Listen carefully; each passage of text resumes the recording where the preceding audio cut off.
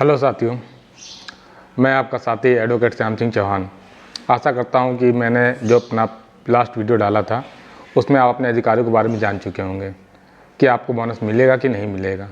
आज का टॉपिक ये है कि आपको बोनस कैसे प्राप्त करना है या कैसे लेना है। तो इसके लिए ज़रूरी है कि आप बोनस के क्राइटेरिया में आते हों। इसके लिए मैंने, अगर आपको लगता है कि संशय है किसी प्रकार का, तो आप मेरा लास्ट वीडियो जाके देख सकते हैं। उसमें मैंने बताया है कि आपकी कैटेगरी क्या है, आप उसमें आते हैं कि नहीं आते हैं।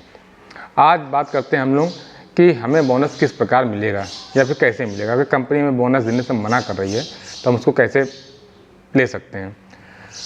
तो देखिए साथियों, इसके लिए सबसे एक आसान तरीका है, जहाँ भी आप काम करने जाते हैं या फिर आप किसी भी संस्थान में जब आप काम करने गए होंगे, किसी ने आपका इंटरव्यू लिया होगा या कोई भी व्यक्ति होगा, आप पहले उससे जाके मिलिए, उससे बात करिए कि सर मेरे को बोनस की आवश्यकता है या मुझे बोनस में मेरे क्या मैं बोनस की कैटेगरी में आता हूँ। तो वो आपको सारी चीज़ें बताएगा। अगर आपको वहाँ समाधान नहीं मिलता है या आपको ऐसा लगता है कि कंपनी मेरे साथ छल कर रही है या मेरे हक को दबा रही है, तो आप श्रम विभाग में भी शिकायत कर सकते हैं।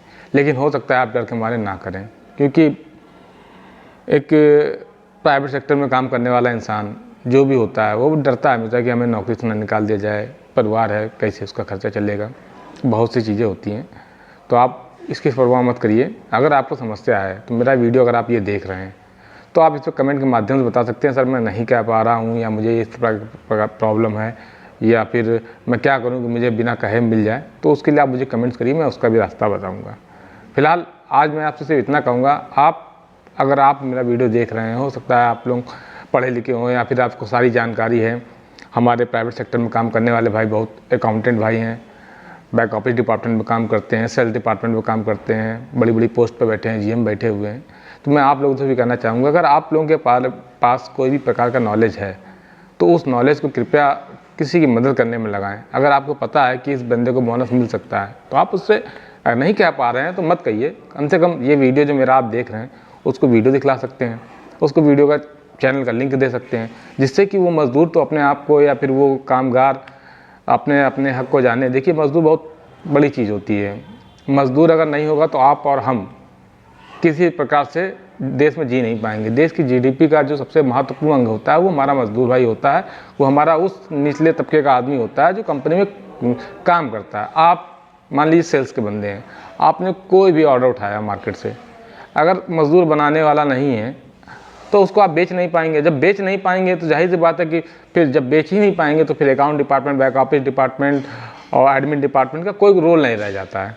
इसलिए अगर आप लोगों के पास ये वीडियो पहुंच रही है, आप लोग देख रहे हैं, तो कृपया उनको, जिनको आपको लगता है कि उनको बताया जा सकता है, वो बेचारे इस लायक हैं कि उनको उनका बोनस मिल जाए, तो आप लोग करिए। हाँ, अब आप लोग सुनिए, आप लोग जिनको बोनस चाहिए या फिर जो बोनस की क्राइटेरिया में आते हैं वो अपने एचआर डिपार्टमेंट या अपने एडमिनिस्ट्रेटर डिपार्टमेंट के पास जाइए। उनसे कहिए कि सर ये पेमेंट बोनस, आप जो अधिनियम है, मैं आपको सीधे से बता रहा हूँ कि बोनस अधिनियम है, उसके बारे में बात करिए, 1965 के बारे में। बोलिए कि क्या हम लोग इस कैटेगरी में आते हैं। अगर वो मना करते हैं तो आप मुझे बताइए, आपका समाधान किया जाएगा और आपको आपका हक दिलाया जाएगा। आज मैं ज़्यादा वीडियो लॉन्ग नहीं करूँगा क्योंकि कुछ टेक्निकल एरर कारण मेरी वीडियो भी आप लोग तक नहीं पहुँच पाई है। तो मैं उम्मीद करता हूँ कि आपको मेरा ये वीडियो समझ में आया होगा और आपके भले के लिए होता है।